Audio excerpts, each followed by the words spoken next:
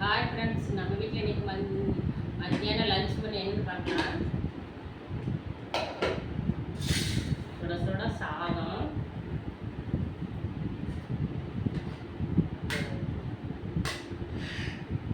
பீக்கங்காய் குழம்பு.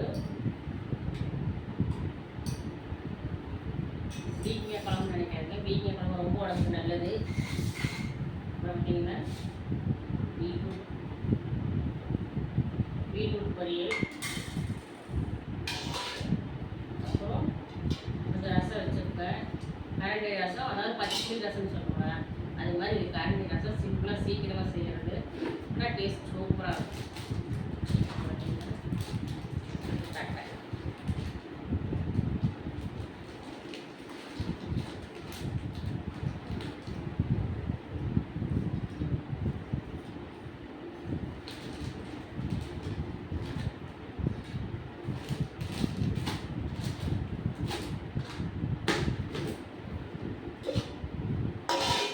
And friends, சூப்பராக ரெடியாச்சு. சுட சாதம், பீட்ரூட் பொரியல், பீக்கங்காய் குழம்பு, தட்டை.